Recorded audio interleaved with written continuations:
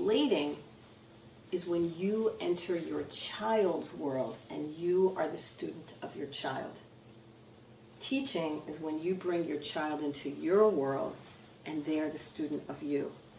And once you recognize the difference, anytime you're having trouble connecting to your kid or getting them to listen to you, start with relate, connect to them, enter their world, and then come back. And I'll tell you one little story about this, which is very similar.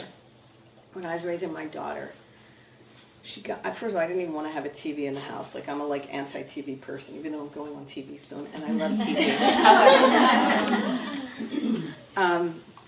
At a certain point, when she was around 11, she started to watch Jerry Springer, and it was kind of oh my gosh. This was horrifying to me. I was horrified, and I kept saying, "What are you doing?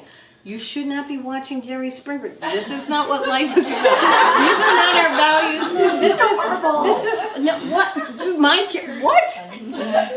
And she just would not listen. I could not get her away from that television after school watching Jerry Springer, the dregs of the way humans behave, right? I could not get her to listen. I could not get her off that television. I could not get her to a museum. I couldn't get her to anything, right? So what'd you do? I started watching it with her.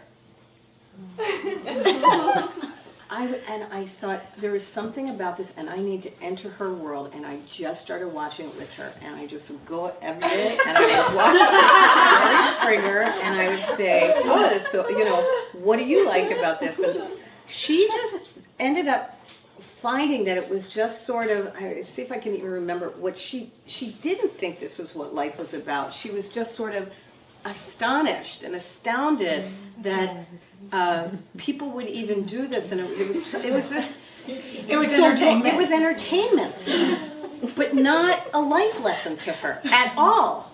And so once I was enjoying that with her, then I was like, okay, now let's go to a museum. And she followed me anywhere, and I literally had to enter her world and see what she saw.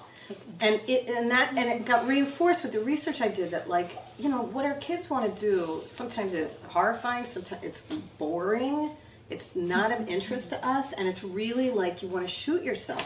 It's true. Horrible. Right? But I just throw the TV out. Relating, and this was what I found from the research, is when your kid wants to do something. Relating is about spending time on activities and topics of interest to your child, not to you. Mm-hmm. And if that's boring to you, don't try to engage on the activity.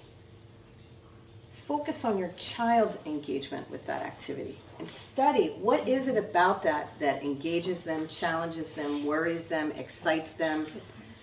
And then you're happy to do it. And remember, you don't have to do it for hours on end. It's 5 to 20 minutes is really what the sweet spot is of how much time and attention kids need to feel loved. Enter their world for 20 minutes. So after 20 minutes, we can just cut it off and say, "Yeah, you get to do what I want to do." They're done. They're usually done because kids have short attention spans.